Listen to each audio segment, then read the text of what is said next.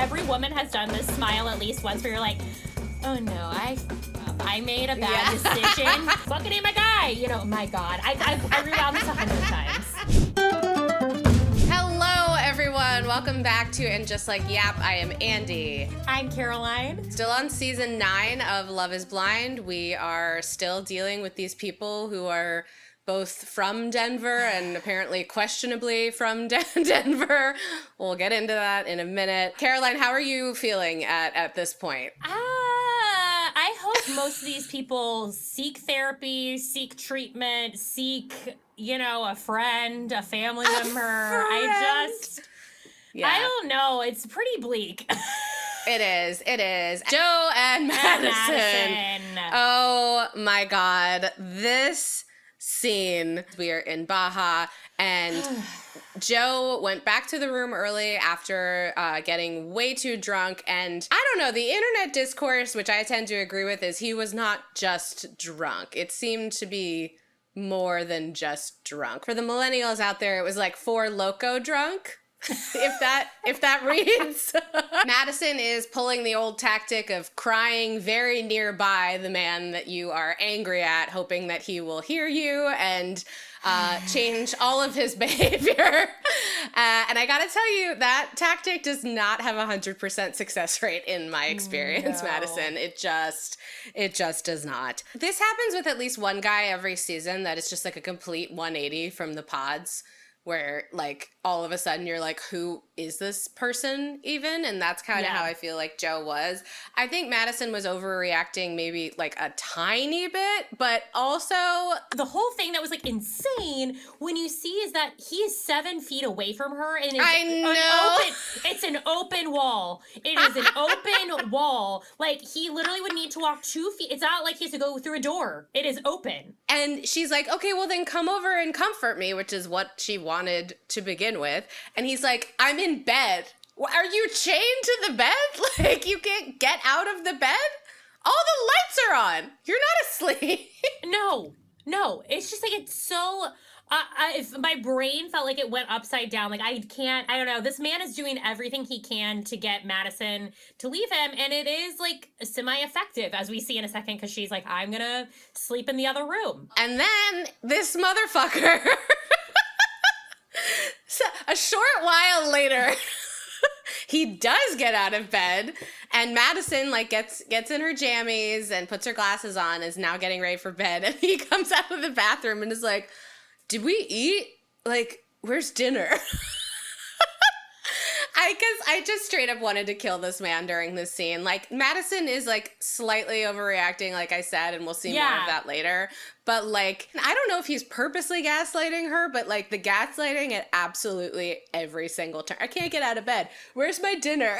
It was, like, as soon as, like, Madison, like, got in bed, it was like, oh, whoop, now Joe's gotta get out of bed. It was just... Yes! It was baffling to watch. And then we head over to Megan and Jordan, who are our favorite couple. Megan is freaking out because she's overwhelmed, which is like, fair. This is very overwhelming. This made me laugh so hard though, because Jordan tries to diffuse the moment by being like, was hanging out with Nick that bad? Sparkle Megan was just like upset that like Jordan was like dicking around with Joe at the pool party, and she starts to be like, I just want us to be like that power couple and like everyone else is and we're not. And then Jordan starts rattling off all the couples, and like immediately Megan's like, okay, yeah, they're all a mess. The way that he like brings her back down to reality without arguing with her and without making her feel bad, even though she's being like kind of irrational, was just like sexy.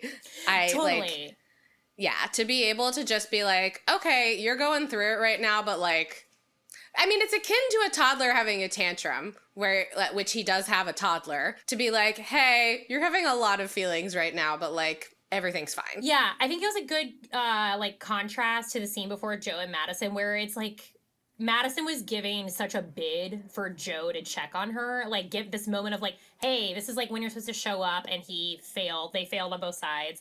And here it like Jordan like met the situation, was able to make her feel secure. That's probably from her insecurities from her past relationships showing up and bubbling up to the surface. And I'm so glad he was able to meet that moment. And obviously we'll see a bit more about that later.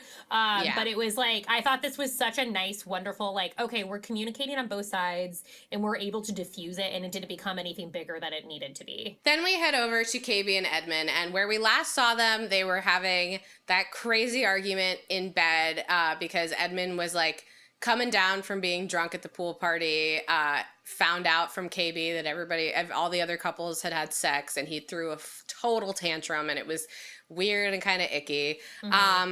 So we've gotten some sleep, we've sobered up, and he has apologized for his behavior and is just saying, like, I really want to have sex with you. I'm sorry. It made me crazy. KB goes on to say that, like, I'm glad it happened because it's, like, helping me learn more about you. We don't deserve women.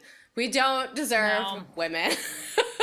For finding the silver lining in a why won't you fuck me tantrum. I was thrilled that they're like being honest about their flaws and talking about each other, I think, in this moment. But like, I am ultimately very nervous about the two of them. And I think that ultimately what they need and want are very different than what the two are able to provide for each other. Then we head over to Nick and Annie, who are still faking it to make it.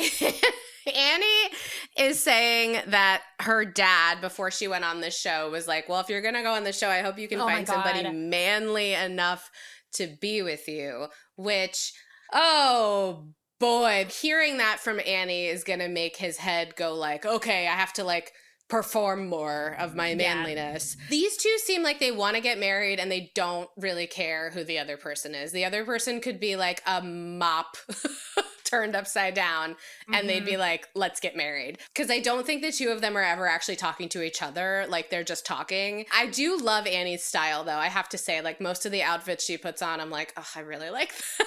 Okay, but we need to talk about the extensions. Someone, maybe it was on Reddit, they were a client at her salon, and they're like, her extensions are like the first thing like you notice when you see her. I was like, really? I was like, the extensions walk in the room first, before, and then Annie.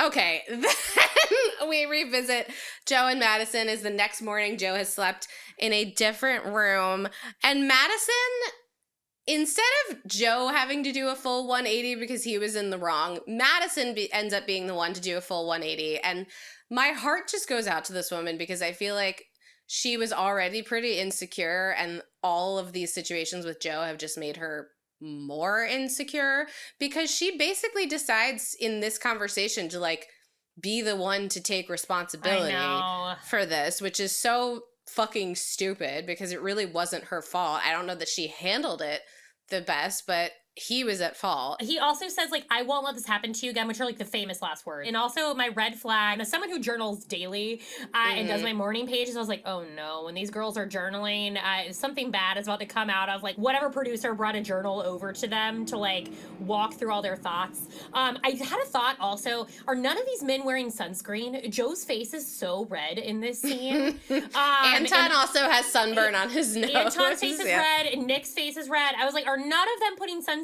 on their faces? Like, my God.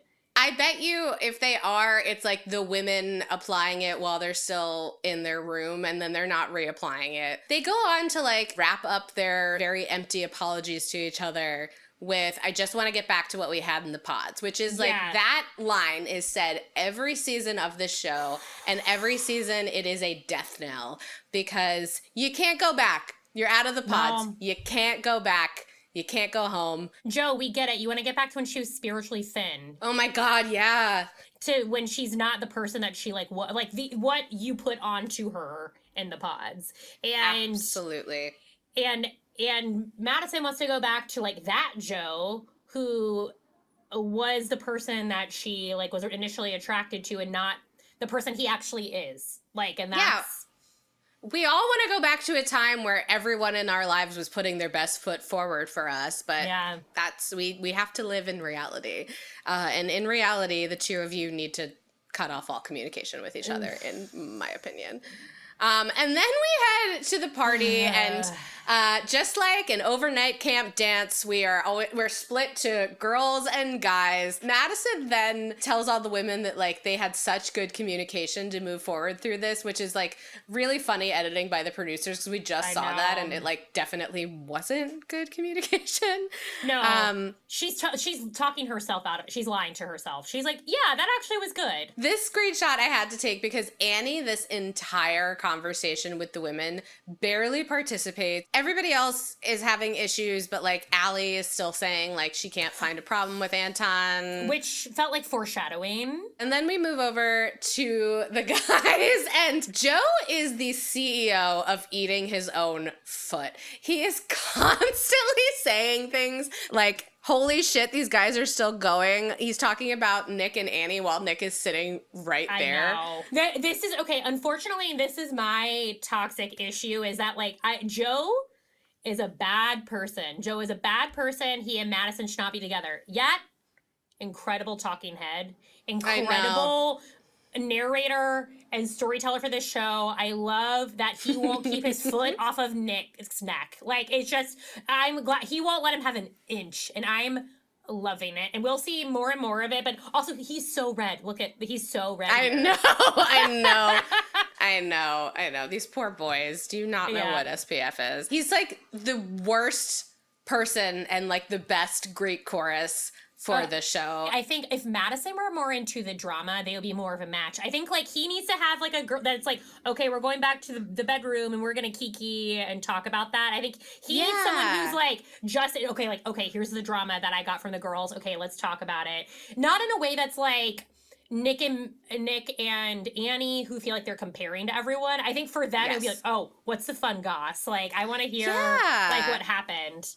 And then Jordan gets into the conversation he had with Megan last night where she was telling him he was fucking annoying. He admits, like, that kind of hurt my feelings. It was a mini gut punch. Like, I wish she had, like, phrased that differently. And this is a moment where I was like, Sparkle Meg might be a little too direct for, like, our sensitive boy, Jordan. And then we do find out that Megan actually currently owns a house in LA and has been living here and is transitioning back to Denver, which we can briefly touch on the topic of. There's a lot of discourse online about the fact that, like, I think 22 out of the 32 people in the cast don't actually fully live in Denver or didn't live in Denver. Like, Allie mentions later that she's only been there for a year and she doesn't really like it.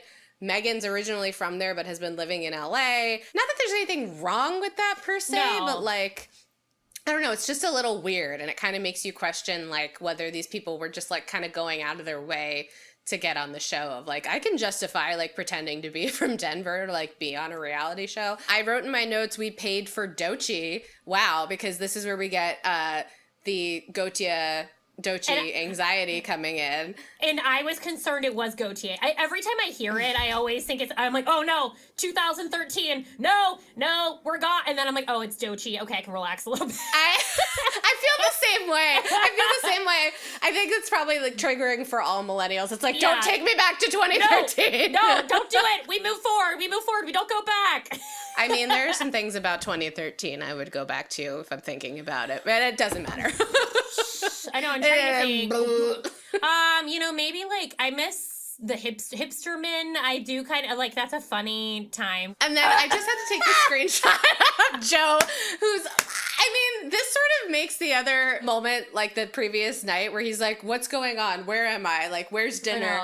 Like, maybe he doesn't know what's going on. Is he on the Truman Show? I know. He seems shocked that the weddings are in 3 weeks. Like, my dude.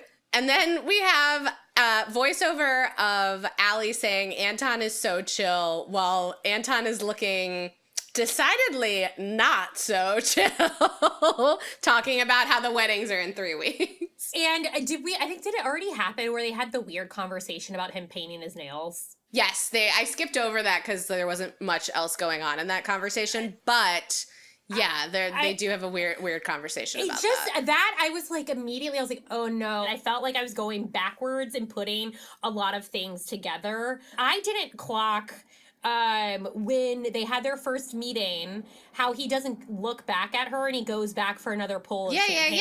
Yes. Yeah. We talked about that. Yeah, it's again, it could have been editing, but it seemed significant that they left that in there. Yeah. I can't necessarily fault someone for not wanting to put on like makeup and nail polish, but like she was asking it playfully and like I don't know. It just, yeah, that also rubbed me the wrong way as well because it's like, don't have such a strong reaction to that. Like, it doesn't make you feminine or gay or whatever. Like, it's like, just lean in and have fun. Like, she just wants to have fun with you. She's not trying to put you in drag. Like, it's just, you know, she's just trying to, like, have You should be so lucky. I know. I would love to be in drag. Like, oh my God.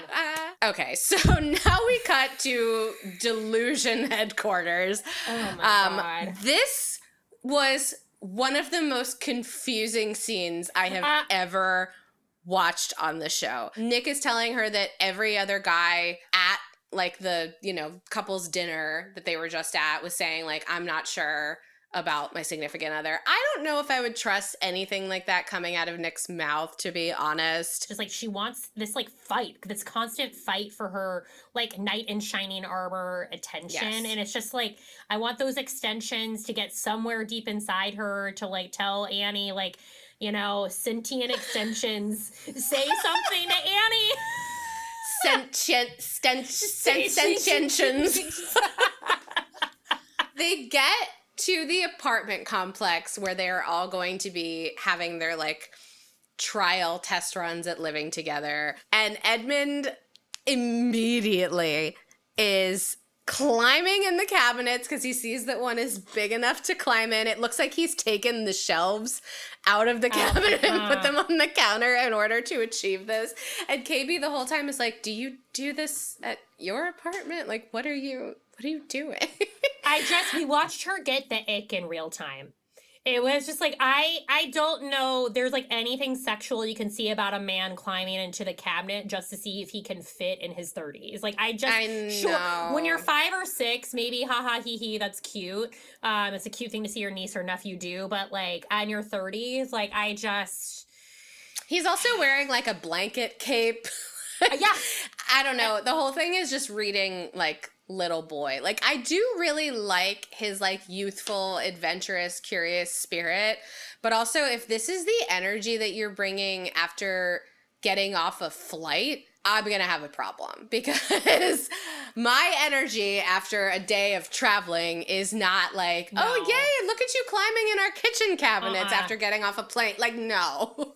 We've been recording an emotionally intensive reality show for the last 5 days where you pressure me to have sex with you when I didn't want to have sex with you.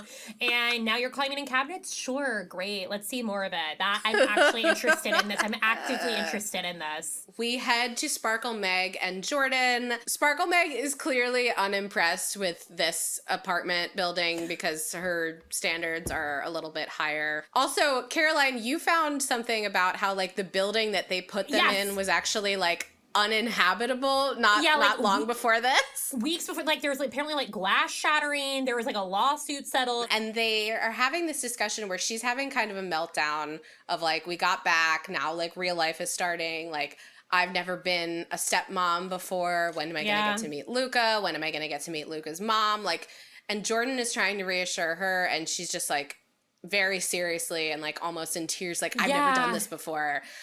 This woman strikes me as a deep, deep, deep perfectionist. And then they continue having this conversation over ramen, and again, Sparkle Meg is like, I don't know, like, should I not be buying him toys and clothes? Like, what should I do? And Jordan is like, it's not about spending money, it's about spending time. Like, hey, rich girl. Like, and Megan is like, my love language is gift giving. And it's like, that's totally fair, but like, you don't need to be buying people gifts. Like, there are other gifts that you can give that don't have like a monetary value. And he's like taking him out for ice cream at a place that has gluten-free cones, like kicking around the soccer ball with him. Like, these are the things that are really going to matter to him. And Sparkle Meg's also worried about like meeting Luca's mom. And I really just love this. Jordan's going to be like, if anything, Skylar's going to be like, what are you doing with this fucking ding dong? I love. He's just really good at diffusing her. She has to like recognize like how great that probably is for her. Cause I have to imagine like Mike in this situation would probably only be activating her more. Like, I I really love how they balance each other out a bit. Because I think, she's bringing Jordan a bit out of his shell of like, hey, we can want a little bit more for ourselves. We don't have to, which we're going to get to that horrifying screenshot in a little bit. I really am not ready to talk about the chicken smoothie, but I'm reminding him that like you can have like nice meals. You can have nice, like we can be mindful and like also like want a little bit more for ourselves. Yeah, absolutely. Jordan being a father, I feel like has made his maturity level far exceed anybody else on this show, possibly ever. He's just really, really good at having difficult conversations without them turning into fights, which is on this show a very, very rare skill. Very hot. Oh, so hot. So hot. Seriously. Like, because like everybody on this show just escalates everything into a fight, which is what the producers want. Of course, but, of course. Jordan doesn't do it, and I just love that for him. So now we roll right into episode 8, and the top of episode 8, Nick with his glowing lizard eyes is finally like being somewhat honest with Annie of like, don't tell me things that don't put words in my mouth. Like, it annoys me when you like say that I said things that I didn't say, which is valid. They seemingly are always just talking about the status of their relationship and like whether or not they are as invested as the other person. It's just like it's the same cyclical conversation over and over again that I'm tired of seeing, so I have to imagine they're tired of having. Yeah, he mentioned he lived with like a roommate like the last person he lived with was like 3.5 years ago or something. It's like, was this a roommate? Was this a relationship? Like, I wanted more details on that. Yeah. Would love to see a crack in any of this armor to feel like I'm actually getting any authentic version of Nick, and I think that's kind of the issue across the board with him. It just feels like she just wants the ring on her finger. She wants to finally say she's married, and that's just gonna implode. Dangerous game to be playing, Annie. Oh boy, we head over to... I can't stand it. I know. These two are so poorly matched with each other. It's unbelievable. So Joe just has like absolutely terrible communication. Like he lets stupid shit slip out of his mouth that he shouldn't. And Madison is like a classic overreactor. She just like goes to 100 immediately when she's not feeling secure. And then of course you have the classic response of like, I'm sorry, I guess I'll just fucking keep everything inside, because Joe is not getting the response that he wants out of Madison. Madison feels really gaslit because it seems like Joe is freaking out about how crazy and fast-paced this experiment is, and Madison is like, but you knew that. Those of us watching just saw that Joe had no idea that the weddings were in 3 weeks, so maybe he didn't know that. I think that man glanced at his contract and was like, I'm gonna be on TV. Right. Sign away. I get to go to Mexico? Amazing. And she's like, this is for marriage-minded people. And like, oh, Madison. She ends up getting so upset that she takes her ring off and puts it in the box. I am fully rooting for Madison. Like, I am team Madison in this because I think Joe sucks. But I will say the like crying near him to try and get him to comfort you, the like taking your ring off, like these are moves that like give me the ick. It's the kind of thing like at my insecure female core, my id, these are the kinds of things that I would do too. Yeah. But I'm not saying like I'm perfect, but like I've had enough therapy and Zoloft and enough like fights with my significant other that we've made up that like I wouldn't do this kind of stuff, because again, it's just dramatic. She needs like a Brendan type. Like she needs like someone that's just like very solid and like sure of themselves, because I think just Joe, he's a clown. Like we've seen him be a clown. He doesn't take anything seriously. And I think that would drive me insane, because it's like, hey, I'm trying to have like a genuine conversation with you, and then with him, everything like sort of becomes a joke in some way. And that just would drive me up the wall. Yeah. Absolutely. Same. We get to Jordan's apartment and we get like weirdly a lot of shots of the Roomba for reasons I don't understand. All I kept thinking was like, he needs a woman's touch in this apartment so badly. Like not to like stereotype, but I was like, oh my God, there's like nothing in there. It's sparse. Yeah. I mean, this confirms for you that this man has been single for a while because Oh, the touch of a woman has not been felt in this no. space. It is very plain and very, very bare. It is really sweet, though, that he gave Luca the bedroom and he sleeps in I the know. living room / kitchen.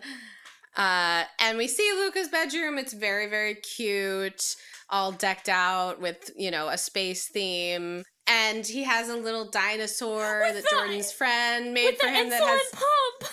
and a glucose monitor on it. And the two of them get very emotional seeing that. I'm getting emotional thinking about it. It's so sweet. I know. It really is sweet. I mean, Yeah. I will say, I did feel like it made me nervous in the pods when they were getting together. The level of sort of like, oh, my dad had type 1 diabetes and Luca has type 1 diabetes. So like maybe there's a connection there. Like maybe it was meant to be. But as this episode progressed, I started to kind of believe it too. I was like, maybe it is meant to be for that reason. Like it does seem like a very intense thing to connect on and have like another person understand. And the two of them just got so emotional in this moment that I was like, all right, maybe I'm buying into this. Like I thought it was a little magical thinky, but like maybe it's real. Well, I think like also it's the fact of like one, you already have to like overcome this like huge barrier of like, hey, I have a child coming into this relationship, but also it's a child that has very specific medical needs. And so it's like, it's such a thing already that I'm sure Jordan is and Megan, they're both feeling like this is like a huge, not like barrier, but it's like a huge thing we need to like be conscious and aware of. And I really appreciate Megan being so open to all of it and like it being such an intentional part, I think, of her thinking about everything in their connection. Because it's like, yeah, Jordan could have really like been with someone who is like, I'm not sure about the kid thing, and this could have really have like gone bad. And it's just, I don't know, it's pleasantly surprised me with like every continued interaction we see with them on the show. I agree with that. And I feel like it's Sparkle Meg's like main redeeming quality is that this is such a positive thing for her rather than a negative thing, that she is potentially going to be the stepmother of a child who has like specific medical needs. Like anytime I'm like kind of like, oh boy, she's too bougie, or like anytime there's something I don't like about her, I'm like, it really does earn a lot of points that she is like so wholeheartedly invested in a part of this that like clearly the other women in the pods like couldn't handle. And I'll say it's interesting too with her being so bougie. I think what I appreciate, she's not really trying to push that on Jordan. It feels like there's a world where she could be like, I need you to like wear designer clothes and like whatever I need you. And it's like, I don't feel like she's trying to change him so much. And it's cool. They're meeting each other where they're at. These two, this was a very weird scene. We find out that they both work nights, which is convenient for their relationship. To find out that Allie is working nights, also she says after work she always works out. That's a lot for one person. And then they talk about having a joint checking account, and Allie's like, I think we should have a joint one and separate ones so that like I can spend as much as I want on Botox and you don't have to know about it. And he doesn't seem fully on board with that. This is an area where I'm like, yeah, have a joint one and a separate one. You also have a job. You want to take care of yourself. You want to make money to spend it on Botox, like fine. Like this to me is not a red flag personally. For me, it's a red flag that he's concerned about it, because I think it is such an important, necessary thing. Women need to have a separate checking account in their relationships, because you should always have a get the fuck out of your checking account if you need to get out of a relationship, because that is what happens to many women who are in abusive relationships, where they find that they can't get out of those relationships because they are stuck with these men because financially they're tied to them, and that keeps them there. So I think it's just, that gave me such red alarms that he is so weirded out by that, because I was like, oh no, if that's how we're feeling about this, what else is this opening up about his views and relationships, and like what sort of roles that they need to play and what she needs to fit into? I'm very concerned about Anton. Yeah, this is where the cracks in the two of them are definitely starting to show for sure. I mean, that is the one redeeming quality about Ramona on Roni is that she is very, very, very vocally pro women making their own money, having their own money, and letting that give them the freedom to leave if they need to leave. I do have a theory that I'll flesh out as we get further in these episodes. I think Allie has been sent as a psyop to take this man down. And we will see this as the episodes continue and as I build out my theory.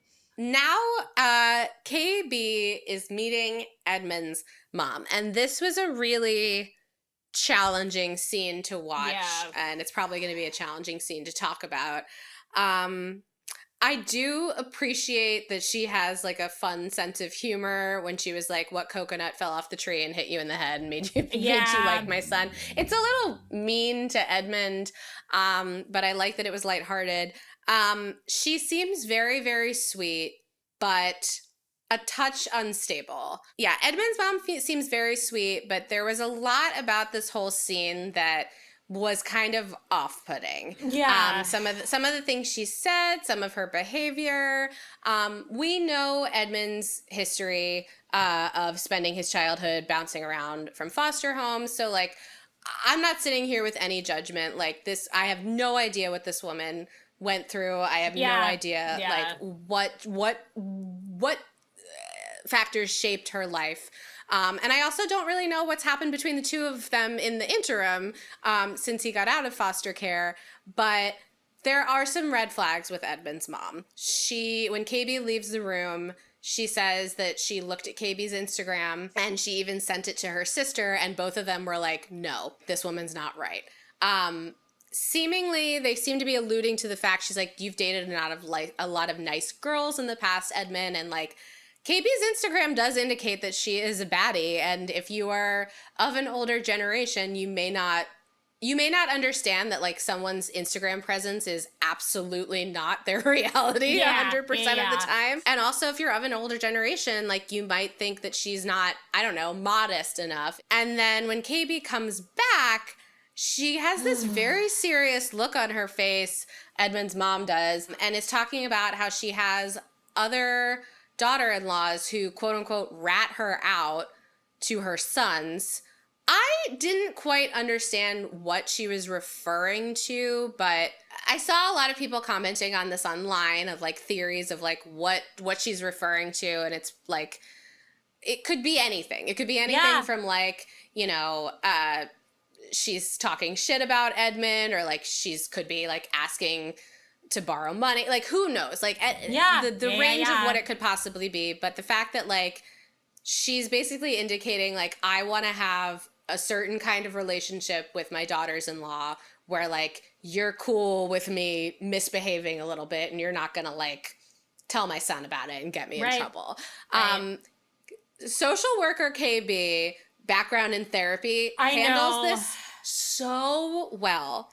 And immediately knows that like the best way to deal with somebody who's saying things that like are a little bit delusional is to just like entertain it and meet them where they're at. Exactly. And is like, I don't have to tell Edmund everything. And like his mom immediately is like, yes, love it. I think like also what was like sort of a red flag to me in the screen is like in this scene was that like how quiet we see, and Edmund says maybe 5 words in this entire interaction, and it's almost like we see him go back to this 12-year-old version of himself with his mother, of like when he went to foster care. And it's clear that, you know, as we sort of like get into, he's not unpacked any of that, and that it's still probably very much like right under the surface for him, and that just makes me nervous for Edmund, because it's like it's clear that like he's wants to maintain this relationship, but at the detriment of what these actions have caused harm to him. And I wonder what his relationship is like with his siblings. There's a lot more that it's just, this is so complicated in a way that's like, you know, the other scenes the guys are like, you know, they're piece of shit idiots, but it's like this is very like there's a lot more to it. There's real stuff going on. There's like real stuff going on, like deep unhealed parental wounds. We see Edmund like bouncing off the walls. He's very like bright and fun. And yeah, he does get very, very muted and quiet in this. He's also like kind of stumbling through like saying grace over dinner in a very like, my mom expects this of me and I like don't do it when I eat, but I have to do it now in front of her kind of way. That's what that read to me. They end up having a pretty good conversation and she does give him her full blessing because she's like, I'm not going to tell you, like, tomorrow isn't promised, like, yeah, just go for it. I don't know. This was a tricky scene. And I feel like if I were KB, coming from the background of like having a lot of experience with dealing with people in difficult family situations and having a lot of therapy experience, this would maybe make me think like, I don't know if this is something I want to like commit to dealing with forever. Because people's parents, I mean, you can't make a decision on whether you love someone based on their parents, but if you are entering into a marriage, that's different. Like if you are deciding like, I'm going to take these people on as my family, if there are like concerns that are going to keep coming up and affecting your life, it's something to take into consideration for sure. Then we head to Joe's apartment, and Joe has definitely had some women enter this space before because he's got a Wayfair rug. I recognize that rug. I have owned that rug before. He's got some like weird Southwestern hotel art. It looks like a showroom. Was my note. Yeah, it looks like it's like when you're on the IKEA floor. I was like, oh, did you just buy that bedroom? Yeah. I'll take everything. I'll take everything in this room. I also, this was a scene that I realized, well, one, I was like, I want to hang Joe by the ankles in the town square. Two, he feels like spiritually like the son of Vince Vaughn in every Adam McKay movie in 2004. Yeah, that's right. That's very correct. And I think he thinks of himself as such as well. I think a lot of the time the reason Joe puts his foot in his mouth is because he's trying to like make a fun joke and then it ends up not going over. There were also a lot of people online making comments. They said it's not a PS5. This is actually a PS4. I mean, of all the things I'm gonna split hairs about, that's not gonna be one of them. I was like, that's so funny. I was like, I couldn't tell if that was a Nintendo 64. I don't know what gaming system it is. We're ladies. And then And then Joe, for some reason, I don't know if he just moved into this apartment, but they're going through his books and they're all just in a cardboard box. I know. Why don't you have a bookshelf? What's going on? I was screaming at the copy of 7 Habits of Highly Effective People. Yeah, he says that most of his book collection is self-help books, which is a huge red flag for me because I mean, there's nothing wrong with a self-help book, but like when that's all you're reading and they're all conflicting ideologies, I can just tell that somewhere in that box is The Subtle Art of Not Giving a Fuck, which is one of the most toxic self-help books. My God. Yeah. What was the other book that every man read in college? It was like the Max book. Tucker Max. Tucker Max. Yeah. Oh my God, I forgot about Tucker Max. Mate, become the man women want. I forgot about Tucker Max, and I'm a little mad at you for making me remember Tucker Max. I'm sorry. This wouldn't make me nervous, per se, going over to this apartment. It's just, in my 20s, it was just always very jarring going to a man's apartment and seeing the way they lived and being like, oh, this is sparse and joyless. And I don't know, utilitarian in a way that like makes me feel strange. And the fact that he has like all of the black plastic utensils, which like we've been taught now you need to if you have those in your kitchen, get rid of them because it's just shedding microplastics into your cooking. So all of that, I was like, oh no, this guy does he even use that? There's like barely one burner on the oven. I know, and there's no range hood. He's got to be setting off that fire alarm all the time when he's cooking all the meat in his freezer. I did appreciate that they opened the freezer and it was just full of labeled meat, and Madison was like, this is very Jeffrey Dahmer. Correct. Now, we're starting to get more of the families meeting, and Jordan is meeting Megan's mom and Megan's sister, and I'm immediately obsessed with them. The fact that the mom is walking in with this like giant pile of balloons, I just was like, oh, she's a good time. I can tell immediately, like, the vibes are immaculate here. Yes. And they sit down, and we have like a cutaway, and we find out that this day that they're all meeting coincides with the 4th anniversary of Megan's dad's passing. And I was just like, oy, okay, if this day wasn't already loaded, we've already kind of like got this on top of it. Yes. Which, like, I get, because like anniversaries are weird, so I could feel like she's like, I want to have like this happy moment instead of feeling like I'm in the pit of my grief and depression. So I can like, I can feel like, okay, let's maybe do this like beautiful thing that keeps us like out of feeling like very present, like in our grief. Very much it feels like Megan and Jordan have been dating a lot longer, and this isn't the first time that they've all met. It was very crazy. Yeah, it's just like they click into it very quickly, and they talk about Luca, and we find out Megan's sister, and they like, because they talk, again, of course, talk about the type 1 diabetes thing. We find out Megan's sister has had this dream about their dad where he says, his son is like me, this isn't just a coincidence. And I'll say, like, for her family, I feel like also, I bet, like, the experience with her dad has made them more open in general, I think, to something like this, which we'll touch on in a second when her sister makes a comment about them in the talking heads. But it's just, like, I think it's allowed them to be much less cynical, I think, about this entire experience, which I think is so beautiful and so wonderful. It went, again, every time pleasantly surprised with how the conversation seems to go every time they talk. And it's like, you know, I don't know. It's just, it's very, it just feels so healthy in comparison to all the other couples we're about to discuss. It's just, I feel like so much more at ease when these two are on my screen. Even when they are having disagreements, I still feel at ease. These two are on a different show. yeah, it's just, it's amazing. But we drastically shift to serial killer headquarters. Okay, I have to say, from first glance, I'm like, oh, this is a cute house. I know. I would rent this off on Airbnb. If I was like going to Denver for the weekend, I would be like, this is girls' weekend. We're renting this place. Yes, it felt like a Verbo. Yeah, yes, absolutely. Inside, outside, I was like, this is a high quality like rental for a girls' trip. I have to imagine, I didn't look up the numbers because we don't have the address, but I have to guess this was an easy 1.5-2 million house. Probably. I mean, if you're dealing Rolexes, we'll be getting there. We'll be getting to luxury watch guy.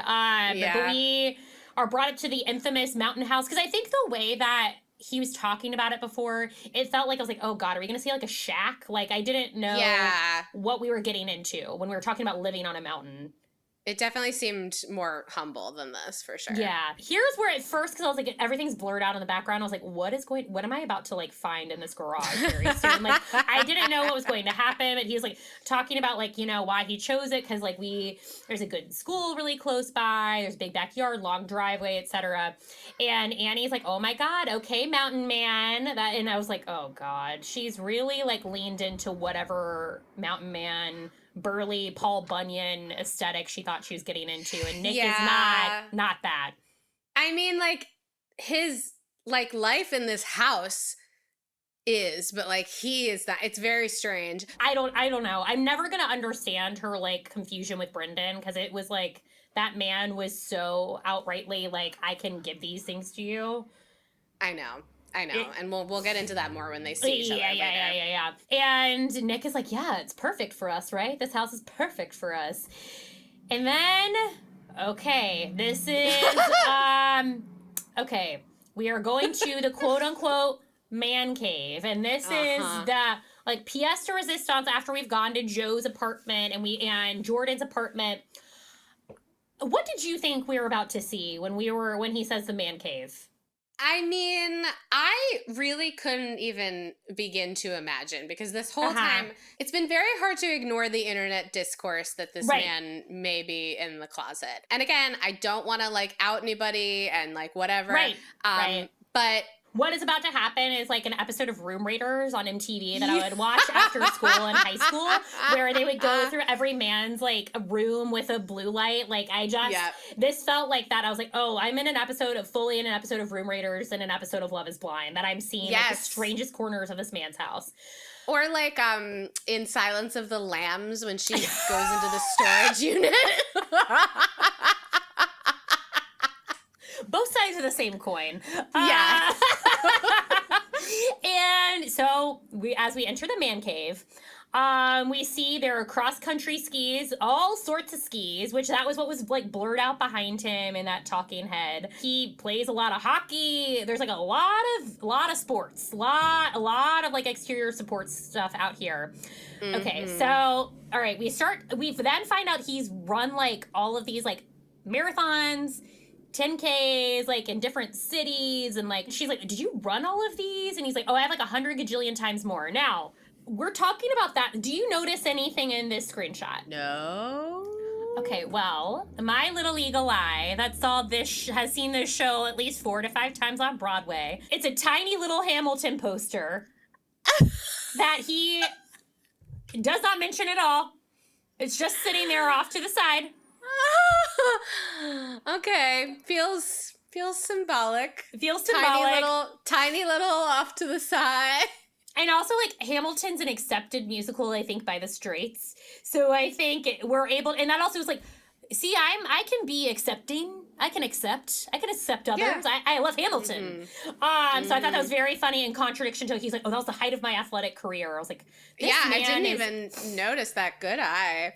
Okay, we're about to get to the thing that really took me out. We were talking about the ice boat, and he makes a comment to Annie, like he thinks she's gonna get this. And he says, I'm a size queen. Now, as someone who has done the legwork of watching 900 hours of RuPaul's Drag Race, this is a very, like, specific term that they use on that show. And I was like, okay, to use the term size queen lets me think you're into a specific culture that is very queer heavy, and because that's just like not like I think my straight guy friends are not going to know that. They're not going to drop that in a conversation. No, and for the I feel so bad for you, but for the heterosexual people who don't know this, could you explain what a size queen is? Yeah, of course. A size queen is like, they talk about like, what kind of like dick they like, it's like a big dick, and they love a big dick.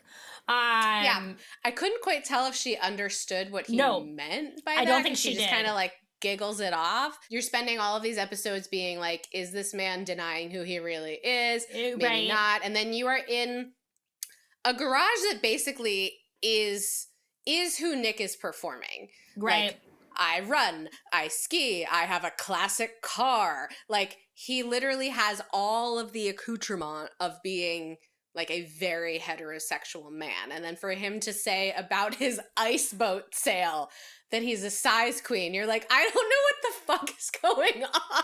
And a tiny poster of Hamilton. A tiny little poster of Hamilton. Teeny tiny. I'm not saying that people can't contain multitudes. Of course.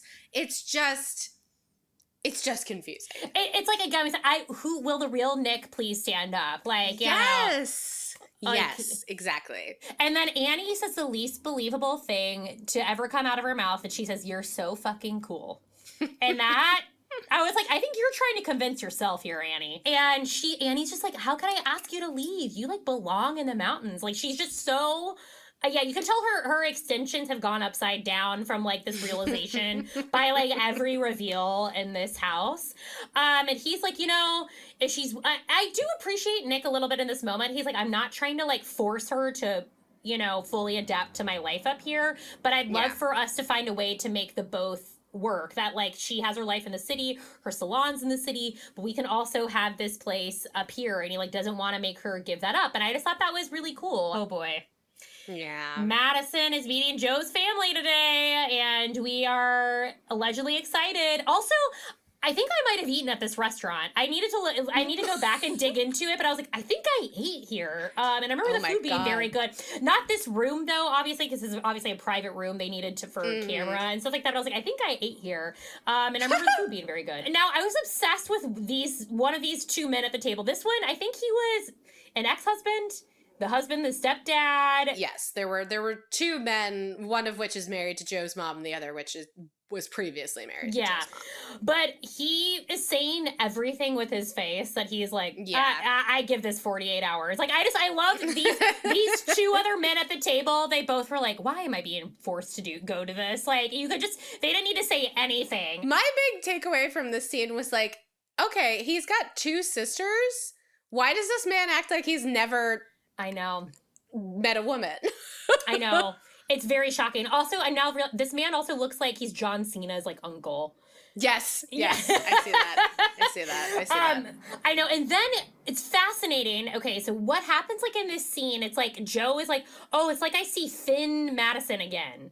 It's like he's like tricked himself into believing like, oh, this is all going to be fine because I feel spiritually Finn Madison in this interaction again. Yes. Madison wins over his family because she actually is really cool and nice. And he starts to see her through their eyes because he is just obsessed with what other people think about him, clearly.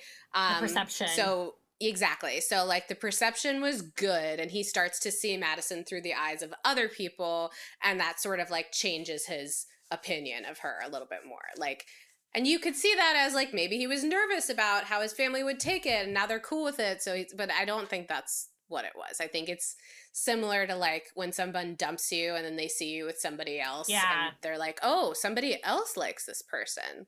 Maybe I do like this person. Maybe actually they are great for me. I will say, like, I think also Madison, again, to reference Crazy Ex-Girlfriend, I bet she gives amazing parent. I think she gives good parent. She gives good parent. Like, I just know that. I know she is like, a parent would be like, I feel so lucky, and I know that my child is so taken care of with this person. Like, I just know she shows up, makes the right compliments, she says the right thing, she says, like, all the stuff to make them feel safe and secure in this very bonkers situation. Yeah. They also, when they were explaining, like, how they got together, they said that the pods were, like, marriage counseling, and I was like, no. It's more like the women giving the men free therapy, but think whatever you want. Yeah, if like they were going from the pods to like Dr. Orna and couples therapy, maybe we could say that for her to be like, now let's unpack what happened in the pods. There was no mental health professional present in those pods with you. It was not like marriage counseling. Not even a little bit. And oh God. Oh my God. Okay, we meet a new Joe, and this Joe, I needed like a 12 episode series on this man. Every red flag about Anton has now become a banner. We are like have a plane going across the sky. Just everything. This is like, if this is your significant other's best friend that you were just meeting, you question all of your decisions you made until this point. Because this tells you everything about them. This guy was like a character in like a Seth Rogen Judd Apatow movie. Yes, correct, 100%. Because immediately we find out this, so they're not meeting family. They're meeting this best friend of Anton's and his girlfriend of 4 months. And she, from her face, I was like, oh God, I need to know what this girl is like thinking. Actually, and I'm like, what are you doing with this guy? This idiot, like, what are you doing? Yeah, this was very weird because it was like Anton and Allie were sitting across from like the bizarro version of themselves. Yeah, and you can immediately see Allie has that face where she's like, I'm smiling, but I'm like, this is not a good smile. Like, every woman has done this smile at least once where you're like, oh no, I fucked up. I made a bad decision. I'm regretting. I'm smiling right now, but I'm recalculating everything I've done to this point. And we find out that she doesn't like Denver. Again, one of these people who like, because she was a travel nurse, that she was like, I've only been here because of work. But they're talking about moving to Florida. And Joe's eyes are like, my guy's moving to Florida? The fuck? Yeah. Like, this has never been in our plan. It's never been in our plan to have joint basements where we can have like a tunnel to each other's house. Like, what are you talking about? Okay, so the girls have gone to the bathroom. So this is where this turns into like a David Fincher moment where I feel like this is where the psyop stuff is starting to begin for me. So we see Joe is moved to the other side of the table. He's like, hell yeah, bro. This is like going well. And we cut to this audio of the girls in the bathroom. Oh God, I was like on the edge of my seat as this was happening. I was not expecting this. No, I knew something was going to happen. I was like, thank God we're getting the girls in the bathroom. Which, as Andi said, girls in the bathroom stuff. This is, if you ever want anything real to happen, if you want the truth, you go to the girls' bathroom, because it's like a sacred, safe space for women, that we can be real in the women's bathroom. Because that is our office. That is our headquarters. So we hear, and obviously also this girlfriend's only known Anton for 4 months. And that tells me, I was like, if she knows this much about him in that short amount of time, if I were Allie, I'm running in the opposite direction about everything that's that's about to come out. And she's like, so he wasn't the marriage type before this. And we cut back to the men's table. Yeah, this is like very like Wolf of Wall Street, they quote frequently between the two of them. That like fucking scene of Matthew McConaughey. And again, also third tier characters on The Sopranos, both of them. Yes. They get whacked in the first 10 minutes of an episode. Absolutely. And he's like, I give you 2 weeks. Joe like sees through everything very quickly once the girls leave the table. Men, as much as we think we know, they continue to shock me at the audacity of like what they openly say. And we hear this cutaway from the bathroom that's like, oh, Anton loves strip clubs, and he goes with Joe. But she was also like, do you know if they're going to do a strip club for... She was like checking in because she's like, I don't like when he goes to strip clubs. That's just me. And Allie was like, what now? Excuse me, this is the first that I'm hearing about strip clubs. And she was like, once you're in a relationship, that's not appropriate. And Allie's like, it's both. Because she was led to believe that Joe is like the troublemaker in their friendship, not Anton. Yeah. Anton is an angel, that like everything is okay with Anton. And she's like, oh, it's both of them. Mm-hmm. I was like, oh boy, we to this cutaway to the bartender. They're shaking drinks. And I love, again, everything substantial happens at the Summer House Santa Monica, like sort of like vines on the wall with a neon sign. As Allie is like having like a major reckoning with herself here. We go back to the table. He's like, how was it? She's like, you're in trouble. And we're left with this like haunting shot of Anton's like, oh no, everything's about to crack open for me. Yeah. It's very clear that he basically took anything negative about himself and like put it on. My friend Joe is like that, and when we're together, like he wants me to be like that. I will say Joe's girlfriend, they've only been together 4 months, and there's really not a whole lot you can find out about. I mean, there's a lot you can find out about a person in 4 months, but you still don't really know everything. It's also very possible that Joe did the same thing and was like, my friend Anton is the party guy. Like, I 100% know they both have done this to each other before. I know this. We know this code. I don't really know who to believe in this scenario, but it's very clear that like Anton's whole like, I don't party that much. I'm just like a chill, quiet guy who has like beers every morning after work. And mimosas with steak and eggs. Like, I think this was when I started to then, as we like touched on earlier with the drinking of the champagne, I was like, I started to then go back and think about his behavior to this point. And I was like, oh, interesting, this like pressing of having shots that we've now, like, there has to be alcohol with like every interact. Not that there's like anything wrong like drinking alcohol, but it feels like it's more central than he's allowed to his behavior previously. Yeah, and it's hard to tell with these shows because they get them drunk constantly on purpose. So it's hard to tell who may be struggling with alcohol. Okay, and then we are taken to a very haunted visual at the beginning of episode 9. And trigger warning for everyone. There's literally nothing you can do to prepare yourself for it. But our man, Jordan, that we love so much, introduces us to the haunted chicken smoothie that we found in the trailer introing him. And Megan, God bless her, was like, let's have one of your smoothies. She's like really trying to be open about it. And there's like nothing good that you can see about cooked chicken breast going into a NutriBullet. So this was a curse. This was a horror film. It felt like the most recent like Ari Aster or something. Like it was a substance in like many ways. It was really terrible. I can't believe this man. I hope he stopped. I hope this behavior is stopped, but I don't know. I don't know. And then we go to this Pinter play that happens in the next like several slides. We go to Allie and Anton's headquarters after that haunted interaction we've left them with at the end of episode 8. The flowers are wilted. They make a very pointed moment to say that. And then Allie says, I got this pizza from Whole Foods. And she's like, I feel like every meal we have is pizza. And he says, pizza and champagne, those are our things. She says, yeah. You know, something's rotten in the state of Denver. You know, it's nothing's good in that apartment, I have to say. No, dark energy. Dark. It's very dark. And we're trusting, and Nick is like a construction worker in Annie's salon.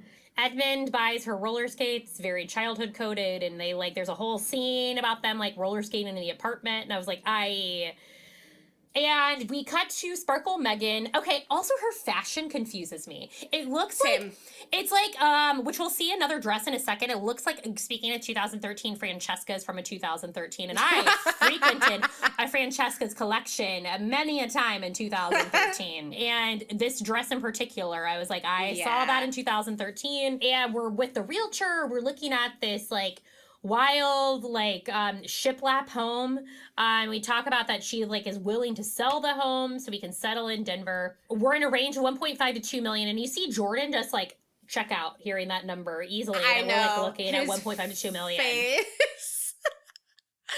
His face. My guy. I mean, this was interesting because we've heard up until this point that she has done very well for herself in the oil and gas industry prior to where she is now.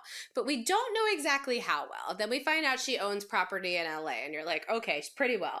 And then we find out that that's probably going to sell for 1.5 and that she's looking to buy a house for the same cost or 2. And you're like, oh, okay, she's got money. It's crazy. And what I imagine is she probably had stock options, is what I'm assuming, from the oil and gas. And I imagine that's where a lot of the money came from, is what I have to assume. And Jordan tries to brush, which is why I'm wondering why we had that Roomba shot earlier. It's I think so, yeah. We're going to need 4 Roombas for this place. It's huge. I was like, God bless our guy. I love him. Sweet man. Yeah. This started to make me nervous because it was the first time we're really fully addressing what exactly is the wealth gap between the two of them. And it doesn't have to matter. You can see him sort of reevaluating his own identity, I think, in this, just by being in the house. It's bringing up a lot of insecurity in Jordan. And he's like, we can't have IKEA furniture in this place. We got to go to rustic hardware. And she's like, God bless you, Restoration Hardware. And I appreciate him, okay, because I think a lot of other men in this situation where it brings up this insecurity, it would cause them to have an outright fight, I think, to, have this. And he's like, I don't want to be a financial burden, and that it's a too much house for what we need. Because he's like, I just think I understand this is what you're comfortable with, but where can we meet in the middle for the amount of space of what we have? Because Megan mentions she needs a full office for working. She's gonna work at home, and we need a bedroom for Luca. We need to entertain. And we see Jordan, and what I'm assuming is the showroom for one of the bedrooms upstairs. He's like, I don't want to feel like a mooch, I want to feel like I'm also contributing in this conversation. This whole thing kind of makes me nervous because this is the first real gap we're seeing between the two of them. And he describes himself as a blue collar guy, and it's not just necessarily about the fact that if she pays for the house, that might make him feel weird. It's about the fact that now, like you said, it's an identity thing. He's been living a certain way and thinking of himself a certain way. You can't help but when you have that big of a shift in what the amenities of your life are, it does sort of change how you feel about yourself, how other people view you. Totally. And it's there's also a kid involved, and so the disparity between the places that the kid is going to grow up, it's just, money is a weird thing for people, rightfully so. And it's, I don't know, it's funny because having more money does make your life easier, but in this circumstance it does tend to complicate things because it just signals a different kind of lifestyle than the one this man has been living, and it made me feel nervous. I was like, this might be a blah. Yeah, and he's like saying that, you know, he doesn't want her to feel like she's compromising to be with him. And I think like it's interesting in contrast to the Anton and Allie conversation where we see the stuff about the Botox and the private chef and stuff like that. It's interesting. Like again, I'm giving Megan like a lot of credit. It's like I don't feel like her forcing this on it. It's like I just want to like have a home. I will say this part of the episode turned fully into like a love it or list it, like HGTV. I did. Just like there was an extended tour of the house where I was like, are they trying to get like a viewer to buy this home? Like what's going on? Maybe are they getting a discount by showing the whole thing on the show? Like, you know. Maybe. And then we cut to Annie is meeting Nick's family, and he says like, this is the strangest, like, he's like, but it's my fiance. I wish there was like audio to this, because he does like this weird eye thing. I was like, oh my God. I was like, this man, it's just so much. And very much like what we've said before, they don't have any real conversations about them. She's like, oh, you like watches and finer things? Me too. You like going on vacation? Me too. Like, it's like all of these things, it's like nothing like below the surface level of like what leads to them being together. Right. Like she does address some things like your parents are still together and like, here's the thing. Like, yeah, I get that you can want someone whose parents are still together and think that that speaks volumes about who maybe they are, like stability or whatever. But it's like, this list is all external things. It's not like who he actually is. It's like, oh, we like want to have the same kind of lifestyle and want to come off in the world the same kind of way. And we start to hear a little bit more from Nick's parents. They're like, well, he hates conflict. And she's like, I don't know, like, you've always been so even, which, like, alludes to, like, what we said before. Everything about Nick is, like, that's why, like, it creates more questions with him, because it's, like, everything is this one level. The conversation that they continue to have about Nick making this decision makes it seem like these are, like, anti-divorce Christians, which doesn't necessarily bode well for Nick saying yes at the altar, even though it seems like he will. I know. Because if your parents, who you, like, love and prioritize, are saying, like, don't get a divorce, then maybe you're not going to want to do the marriage at all to begin with if you feel like you can't get out of it afterward. We cut to, it's like the day of the big hang in Denver where everyone else in the pods who are single are also going to meet up with them. And Allie is like, I'm nervous. Like, I think there might be drama. And then this is where I think the psyop stuff is happening. So she says to him, if you want to flirt, you can flirt. Because he's like, oh, you're saying that, like, I don't want you to talk to other girls. And she's like, no, if you want to flirt, you can flirt. And he's like, okay, this is I was like, is she serious? My girl, I see what she's doing. I see the 12 steps ahead that she's working in this situation. That we're exposing all of the real aspects of Anton, because he's like trying to, like, I now assume probably is like, I'm trying to act like I'm the Anton in the pods and not this guy who goes to strip clubs and drinks every day. And it's just like overall chaos incarnate. And then we cut to this shot where I was like, oh no, is Netflix taking them to a warehouse? Where the hell is this place? And did they just put Stampede on the side of the building? And I did look it up. It is allegedly a real club. It has a website. Okay. But I was concerned. I was like, this looks like they just put the name of that on the side of the building. And like, yeah, for sure. And we're kidnapping them. And then, my God, we see like bales of hay and like a blanket strewn askew and things of chicken to make Jordan feel comfortable. There's just skewers of chicken ready at the ready. And then my girl comes in looking like a fucking baddie. Like, my God. She looks so good. She looks so hot. Like, it's very Meg Thee Stallion coded, this like whole fit. I was like, my God, none of these men are good enough for KB. I just like, she looks so truly hot. not. Truly not. Like, so hot. God. I've never seen someone look so unnatural in a cowboy hat in my life. Horrifying. He's still red from Mexico. And he's like, tries to tell Joe like how good he looks. He's like, you look good too, Madison. He's just so, he's at his worst when he's like around the men. It's like at least when he's like with Annie, it's like a little bit more measured, but it's like it becomes an immediate dick measuring contest the second it gets around the other men. And he's like, let's go do the bull, guys, because there's like a bull like in the middle of the floor, like for them to do. And we see like Edmonds on it, and we get this insane GoPro shot of Edmonds on the bowl that I was put a camera on the bowl. And we find out that they're also not going to have Luca on camera. Again, both of those specific choices that they've made and Megan not fighting it, I was like, God, I really feel like they're setting up a really good foundation for the two of them and for their blended family long term, that they're taking it so seriously that we're going to be very intentional about how this is operating. Agreed. Yeah, for sure. Sparkle Megan is Sparkle Meganing. She's got her little bedazzled accoutrement on. And so we find out Allie lets the girls in that Anton goes to strip clubs together all the time. And she's like, do I trust him or do I trust a third party? And I like that Allie's just kind of a straight shooter. And it's just like, yeah, this happened and I don't know how I feel about it. And like, I'm still confident in myself. Who cares? Totally. And I'm gonna be like, Allie, again, you learned this in the girls' bathroom. What we've said is the most sacred of places. Why would she lie to you about that in the girls' bathroom? If anyone lies to you in the girls' bathroom, then I'm upset. I actually take an offense to that. That's a sin.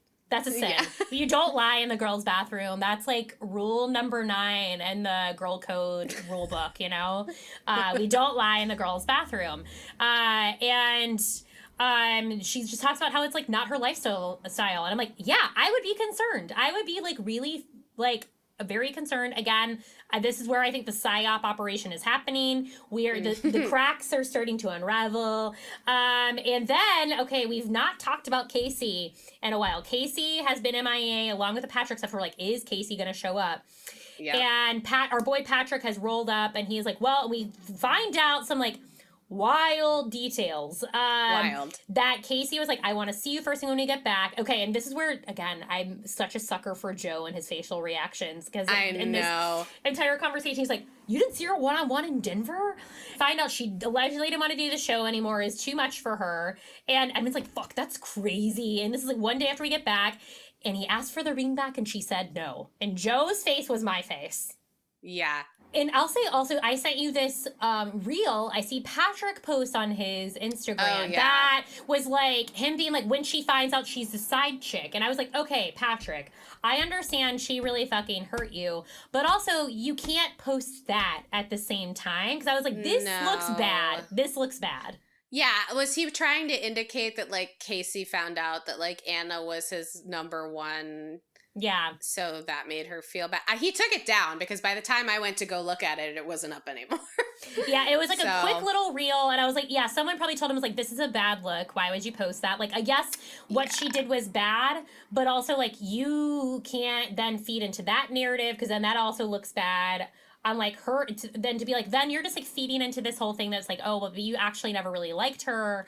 So I don't know. You gotta stay on the higher ground, my dude. I know it's hard to stay up there, but you gotta stay up there. It's a hard road to be on. And also, okay, then this, I don't know if it was a producer or something, then this made me question a comment Anton made in the episode before, talking about how he put in $5,000 for the ring, because they were talking about this ring, was that they get a variety of rings to choose from. They do not put any money into it. Netflix covers it, and you aren't required to give back the ring if it doesn't work out. So and the producer said that, like Chris Coel, and the guy whose name, the Dick Wolf, the guy whose name is at the end of every episode. This is a man dying to gossip. This is a man dying to, like, talk about everything going on, shit talk Nick. Like, this man, his full purpose is not being utilized. No, it's not. He's a little shit stirrer. Yeah. Throughout the rest of this evening, he is the main number one person who, if there are two people that, like, were together in the pods but are not anymore, he is like actively leaving whatever conversation he's in to be like, so-and-so, have you met so-and-so? I know. And then this is when we start seeing him like egg on Nick because Kate has walked in and he's like, you better get over there, Nick. You're fuck dog. And he's like, oh my God. I hate to say this. Yeah, because this turns me on a little bit. This turns me on. I know. I hate myself for that as well. We see Kate walk in, and like all the girls are really excited to see her, other than Annie, obviously. So like, he sees how beloved she is, and is like, "Yeah, you're fucked, dude." Yeah, sorry, my guy, you're fucked. You better go over there and talk to her. In your stupid little cowboy hat. Your stupid leather cowboy hat. And you see Kate's face as they hug, and she is like, nice to meet you in person too. And she's like, oh, I dodged a bullet. Yeah, she's like gazing up at the heavens, being like, thank you. Thank you, Father above. And we see Anna walk in, everything, all the little necessary ingredients to really make this event explode are starting to happen as like other people from the pods are coming in. I live for this episode. It reminds me of like being in college and pre-gaming for a party while you're getting ready and being like, and knowing that there's going to be some shit that goes down at this party because it's like somebody you've hooked up with, whatever. Like it reminds me of that energy of like, oh, I want to have like a toxic evening. And I'm ready for it. I'm ready for the toxicity to like come. I live for this episode for that reason. I know. And look at my girl Anna, like she's got them tits out. Them titties be out. I was like, good for you. They are very present. They are in the room. You. Good for you. The titties are in the room with us. And Mike is here. Fine. In one of his 3 shirts. Yeah. Teasing that. Megan's like, I love Jordan and I don't want to risk anything that he and I have. God, I love her so much. I love her so much. I know. And Brendan walks in, and the plot, the bubble, everything is rising to a surface. The water is about to like spill over. I had to screenshot this because Nick is like, yeah, and like Brendan ignores him completely in this interaction. Yep. You see him fully go in for it and is like completely, nope, rejected. We are not interacting. No, thank you. And we hear Annie talking about Brendan. She's like, he wants everything to be easy. He wants everything to be handed to him. I was like, again, what? How? Where are you getting this from? Like, I know we didn't see all of their interactions, but like, Annie, I don't know if editing has dogged you, but you don't make any sense. And we see just like the way he's like looking at Annie still. Like, this man hasn't given up. This man still has like one foot in with Annie, and she's like, I 100% know I made the right choice. I'm like, did you? And oh my God, this character comes in and they're being forced to watch them do a line dance. I didn't get a full screenshot, but you could kind of see the like wild, like she was a groupie for Guns N' Roses or like a hair band. What I want is like, I want Brendan to really go out on like what he thinks about Nick. He's like too good of a guy and like not petty enough. Jordan is doing some expert work here because he's trying to basically say to Brendan in so many words, like, Annie kind of sucks. So it's okay that she's with Nick because he also kind of sucks. But he's trying to say it in a diplomatic way that won't get him in trouble. So he's trying to be like, she's quirky. They're quirky together, dude. But Brendan is not picking up on this. Like, dude, like, listen a little bit. Listen between the lines. Like, he's trying to say, like, Annie's not great. Like, you're fine without her. Totally. And we then cut to Jordan and Megan and sparkles and tats. Like, the two things are aligning. And Mike goes up to trying to big dog Jordan again. So he's like, can I steal your girl? And he's like, yeah, you got it. And then I love Brendan's face off to the side is like, really? Okay. I know. And then Joe, of course, to our reaction queen, is like, okay, this is happening. And I just like every reaction shot of Joe, I just really. I know. We're building up to like my favorite one that we're about to get into. Oh yeah. And Mike is trying to really like again. Sort of act like he's the bigger guy in this situation, but is still like, no, I'm the guy for you. And like, show that to her. He's like, whenever I see anything sparkly, I'm like, shit, Sparkle Megan. Like, yeah, he's trying to suss out if there's any trouble in paradise that he can capitalize on. And is like, did you get that emerald cut? Like, trying to prove that he like knew her better and like could provide for her in the way that she wanted. And Megan like shuts him down pretty expertly, doesn't leave any like room for any questioning there. And I like really respected her for that. And she's like, it just came to that trusting with me. It's like, I know that like Jordan's, you can see what you can get, and like you, I don't know. And she was like, my friends and family met him and they're like, this is the guy you fucking marry. And I was just like, this is how you shut it down. This was great. This was really great. It was. And people on this show do a very bad job with this usually. Usually what happens when the whole pod squad shows up is that people that they dated and ultimately rejected talk to them, pull them aside. Everybody's drunk, and what ends up happening is like way, way, way more drama is created because there's like chemistry and flirting.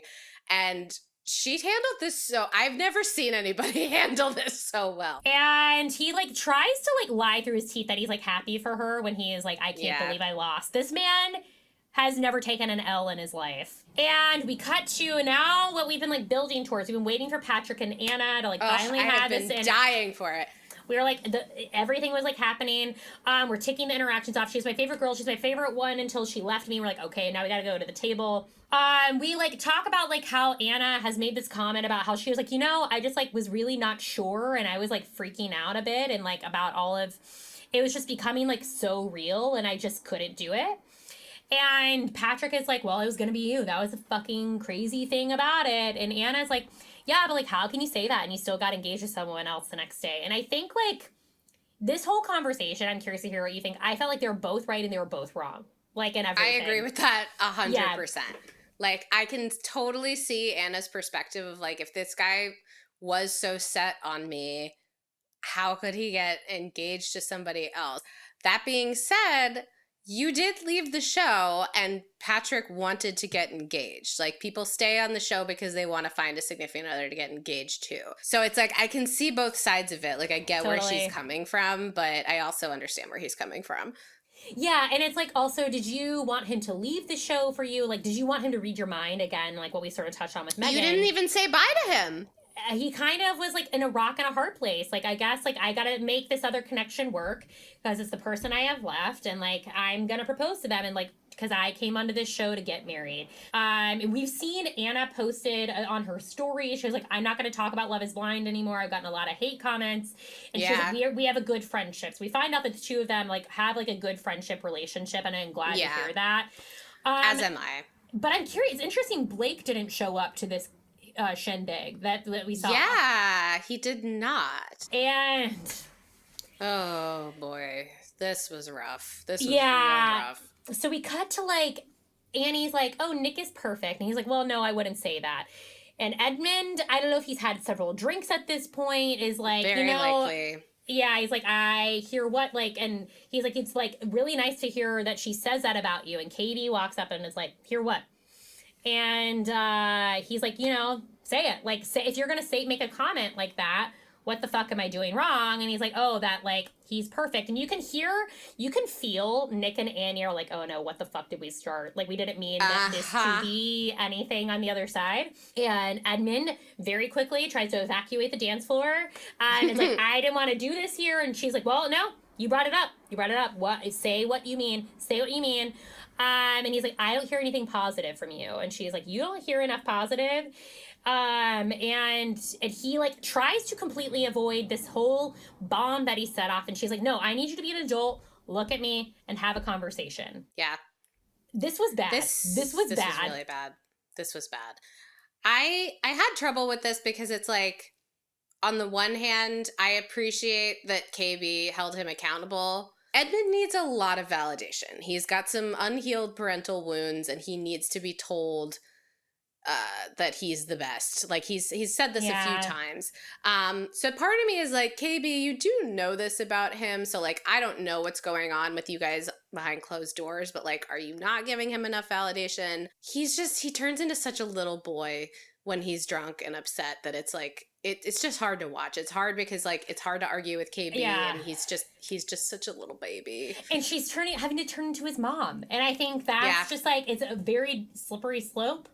Like once you go down that, because it's like it's hard to put that genie back in the bottle, because it's like, oh, then you make that shift in the relationship. I no longer see you as my partner, I see you as my child. Like, and it's just, that's a bad dynamic. And she's like, very rightly so, she's like, I don't want to hear, because he starts saying, he's like, I love you, and it's like, that doesn't put a band-aid on the problem.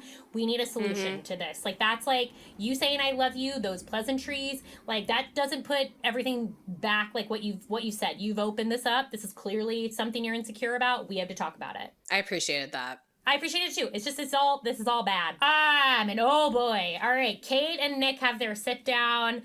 Kate is just like looking at him like, I I won in this situation. Everything about this, she is correct about everything. She's like, I was taken aback by you saying that, and like, I just think you disregarded the feelings. And he's like, I didn't say, like, he's like backtracks on everything he said in the pods with her, because he tries to like pretend that like, no, I was 100% all in on Annie that whole time. I didn't say that. And Kate was like, no, it felt rehearsed and terrible and light and just like, it's like not backing down at all. He ends it by like needing to get on the bull. And he's, like, trying to prove his masculinity. He's like, I got this, all right? Oh, my God. Oh, my God. Oh, my God. Okay, and this is where, oh, no, my toxic crush for Joe really took off. Because he starts dogging on him, and he's like, Nick does missionary the whole time. That's about it.